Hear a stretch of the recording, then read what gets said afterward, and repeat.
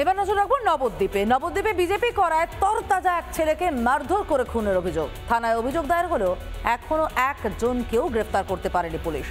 সোমবার সেই নিহত কর্মীর বাড়িতে যান বিরোধী দলনেতা। পরিবারকে আইনি সহায়তা সহ পাশে থাকার আশ্বাস দেন শুভেন্দু অধিকারী।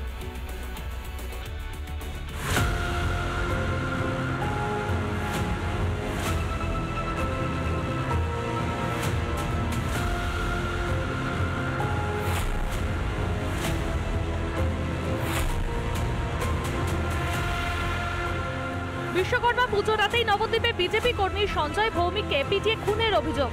বিজেপি করাতেই তৃণমূল আশ্রিত দুষ্কৃতীরা মারধর করে বলে অভিযোগ পরিবারের। শোকস্তব্ধ গোটা পরিবার, গোটা এলাকা, তার আত্মীয় এবং কি তার রাজনৈতিক যারা সহকর্মী রয়েছেন প্রত্যেকে শোকস্তব্ধ।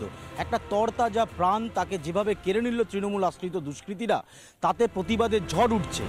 পুলিশের তদন্তে ভরসা নেই পরিবারের। চোখে জল নিয়ে সিবিআই তদন্তের আর্জি পরিবারের।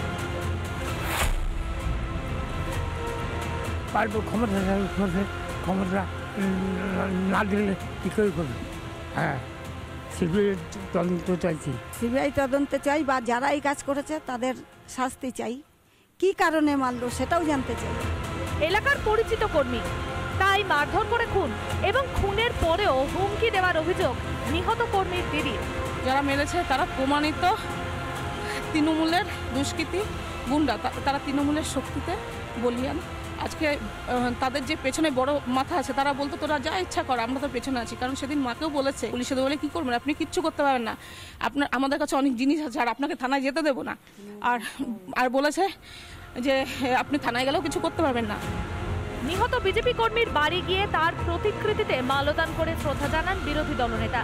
শুভেন্দু অধিকারীর সামনে কান্নায় ভেঙে পড়েন পরিবারের সদস্যরা। পরিবারের পাশে থেকে সব রকম ব্যবস্থা ও বিচার প্রক্রিয়ায় সহযোগিতার আশ্বাস শুভেন্দু অধিকারীর। তৃণমূল কংগ্রেস করাতেই এখনো অধরা অভিযুক্তরা। অভিযোগ বিরোধী দলনেতার। বিচার পেতে গেলে যেখানে যাওয়ার দরকার সেখানে সাথী যাবে, আমরা লিগ্যাল সাপোর্ট দেব। পুলিশ করবে না, কারণ অভিযুক্তরা খুনিরা তৃণমূল করে, তাই পুলিশ করবে না। এদের বেতন এরা মনে করে বেতনটা ভাইপোর অ্যাকাউন্ট থেকে আসে। এদেরকে কি করে সিধা করতে হয় মমতার পুলিশকে আমি জানি। খুনিদের গ্রেফতারির দাবিতে এলাকাতে হয় প্রতিবাদ মিছিল।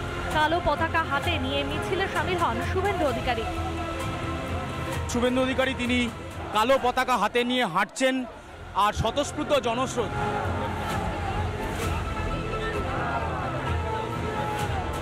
নবদ্বীপ ধামে এই রক্তপাত, তার বাড়িতে গেছিলাম। তারক বলে খুনিটা, ও বুকে পেটে লাথি মেরে মেরে মেরেছে, নৃশংস।